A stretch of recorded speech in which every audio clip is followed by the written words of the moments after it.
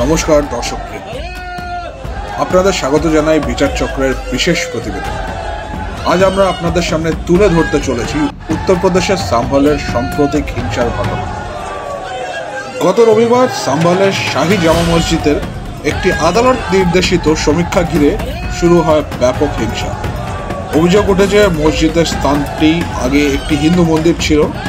এই অভিযোগের ভিত্তিতে আদালতের নির্দেশে সমীক্ষার কাজ শুরু হওয়ার পর পরিস্থিতি উত্তপ্ত হয়ে ওঠে।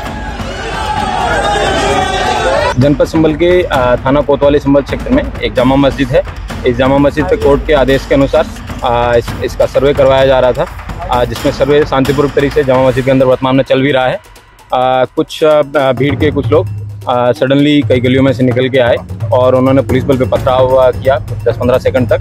उसके बाद में पुलिस ने उसका हल्का बल प्रयोग किया है, लाठीचार्ज किया है और वापस लोगों को उनके गंतव्य स्थान पर खदेड़ दिया है। सबको बताया गया है कि धारा 163 जो कि पहले पूर्व में 144 ग्रुप में जानी जाती थी वो लगाई गई है। कोई भी व्यक्ति कानून को अपने हाथ में लेगा उसके खिलाफ कठोर से कठोर कार्रवाई की जाएगी और जिन लोगों को मुचलके में पाबंद किया गया था उन लोगों के खिलाफ भी कार्रवाई की जाएगी। ये भीड़ जिन लोगों द्वारा उकसाई गई है उनके CCTV कैमरे भी निकाले जाएंगे और उन लोगों पर कठोर से कठोर कार्रवाई अमल में लाई जाएगी, जो कि ये जिंदगी भर याद रखेंगे। आंसू गैस के गोले छोड़े गए हैं। जिन लोगों द्वारा पथराव किया गया है उन लोगों के ऊपर आंसू गैस के गोले भी छोड़े गए। सर अंदर है क्या? सर्वे टीम मस्जिद में सर्वे टीम शांतिपूर्वक तरीके से सर्वे को कंडक्ट कर रही है। जब तक उनको सर्वे करना है तब तक के लिए उनका सर्वे वो करवाया जाएगा।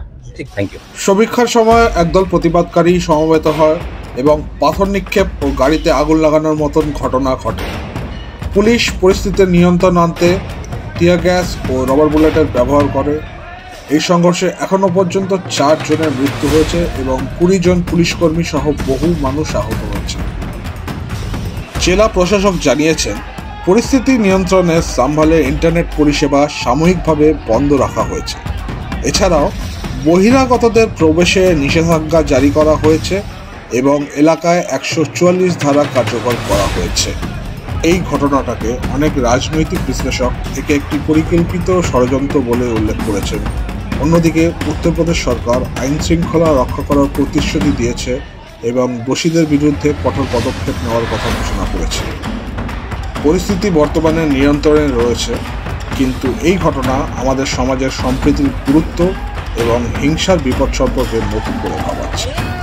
সাম্ভালের এই ঘটনার সামগ্রিক বিশ্লেষণ আমরা শীঘ্রই আপনাদের সামনে উপস্থাপন করব। আপনাদের কাছে বিনীতভাবে অনুরোধ, দয়া করে সামাজিক সম্প্রীতি বজায় রাখবেন এবং গুজবে কান দেবেন। আমাদের সাথে জুড়ে থাকার জন্য অশেষ ধন্যবাদ। দয়া করে আমাদের চ্যানেলটি সাবস্ক্রাইব করতে ভুলবেন না। ধন্যবাদ।